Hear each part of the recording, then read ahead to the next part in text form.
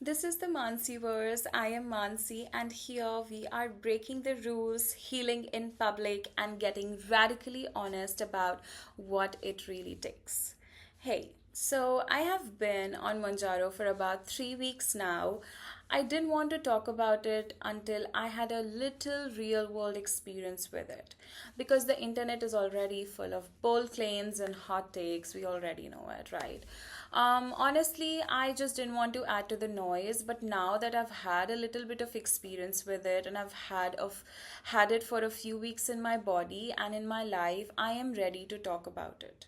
Not just from my personal lens, but in a way that actually helps you understand what Monjaro is, how it works, and whether it's even something worth exploring for you. This isn't going to be one of those before and after videos. I'm not here to glorify weight loss or pretend this shot is a magic fix. I am still in the process. I am still doing my Monjaro journey. I am going to do this for about a year or two, I assume. So I am not here with those kind of information right now.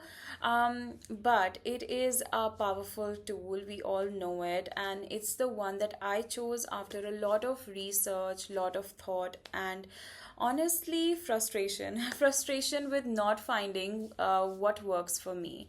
I am happy to report that I found something that works for me. If any of those sound familiar to you, keep watching because we are going to talk about what Monjaro actually is, how it works in the body, and what should you really know about it before you start. So, first things first, what is Monjaro? It's the brand name for Tirzepatide, a medication that was originally created to treat type 2 diabetes. And yes, it's FDA proof for that. But along the way, people, including doctors and researchers, started noticing something huge.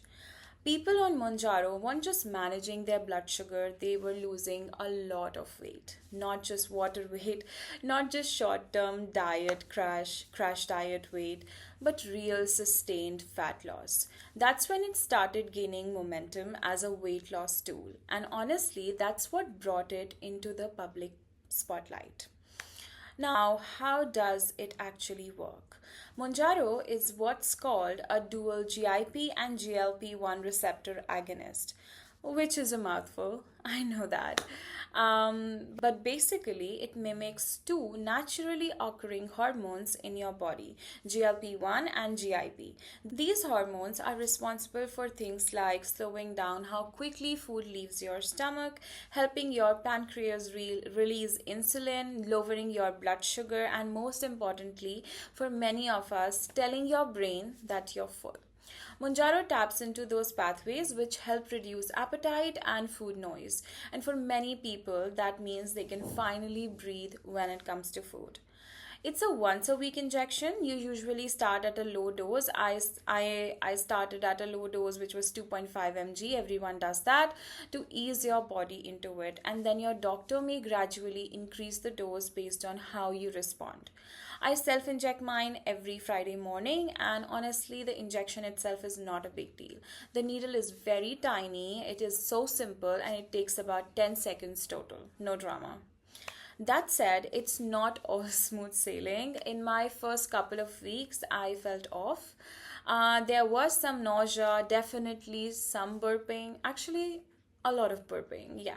First week was a lot of burping, which I was not expecting. Everyone has different side effects to Monjaro. They are very manageable with some medication or just like changing your habits or changing the food. So nothing to worry about here, nothing unbearable.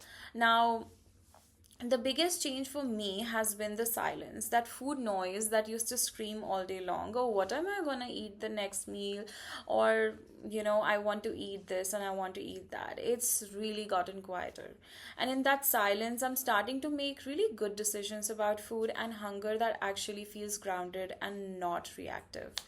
But let me be super clear, Mounjaro is not a personality transplant. It doesn't undo decades of emotional eating or will fix your relationship with your body. It doesn't magically make you love yourself. What it can do is give you enough breathing room to finally start working on those things without being completely hijacked by hunger or cravings every day. That's what I'm using it for, a tool to support deeper healing. And it will happen over time, so you just have to be patient with it. And consider starting Mounjaro. Talk to your doctor, ask questions, be thorough.